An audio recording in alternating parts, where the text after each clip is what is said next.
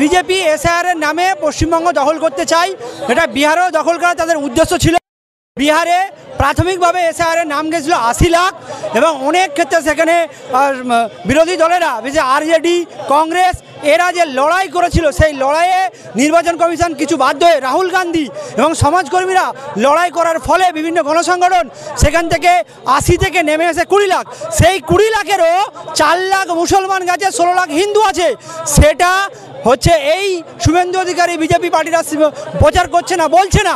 সেখানে বিহারেতে এসআইআর হয়ে তাদের পেছনে বড় বড় বাঁশ ঢুকে গেছে, মানে এদের বিজেপি পার্টির নরেন্দ্র মোদীর এদের বাঁশ ঢুকে গেছে। এখন বাংলায় কি বলবে? বাংলায় তারা চিরকাল বলে আসতো যে পশ্চিমবাংলায় বাংলাদেশিরা রয়েছে, তাই এখানে এসআইআর যাতে কীভাবে করবে সেই জন্যে মুসলমানদেরকে রোহিঙ্গা বাংলাদেশি বলছে। আসলে তাদের মূল উদ্দেশ্য এসআইআর করা, যেখানে যেখানে তারা দুর্বল আছে, যেখানে যেখানে তারা মানে কম আছে, যেখানে যেখানে তারা হেরে যাবে সেখানে এসআইআর করে সেখানে কিছু মুসলমানদের নাম, কিছু আদিবাসী দলিতদের নাম তারা বাদ দিতে চায়, বাদ দিয়ে সেই সব আসনে তারা জয়লাভ করতে চায়। এটাই তাদের মূল লক্ষ্য। এটা বিহারেও করেছে, এখানেও করতে চায়।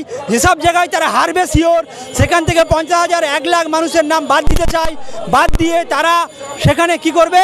জয়লাভ করার মূল চক। আর একটা কথা, রোহিঙ্গা বাংলাদেশি বারবার বলছে মুসলমানদেরকে টার্গেট করে, 2 কোটি রোহিঙ্গার কথা বলছে।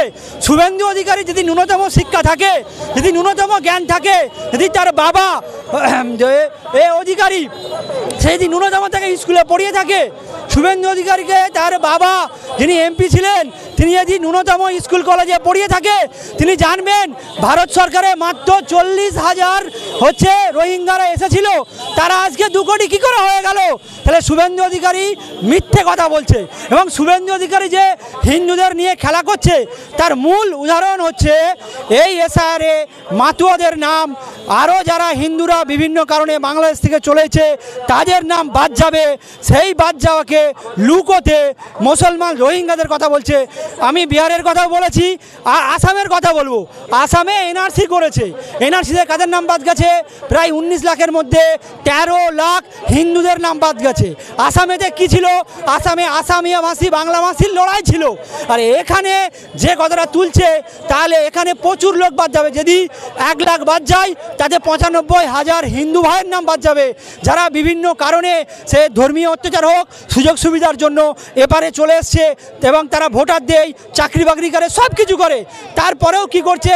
তাদের নাম বাদ দেওয়ার জন্য উঠে পড়ে লেগেছে। আর এরা বলছে সিএতে নাম এদেরকে দিবে, তাহলে আসামের লোকেদেরকে কেন নাম দেয়নি এখনো? আসামে 13 লাখ হিন্দু ভাইদের যারা এনআরসি করে বাদ রেখেছে তাদেরকে কেন এখনো দেয়নি? এদের হচ্ছে শুধু মুখ আর মুখোশ। আর একটা বিষয়, এরা যে হিন্দু মুসলমান করে নিজেদের বাড়িরা নেতা হবে বলে করছে।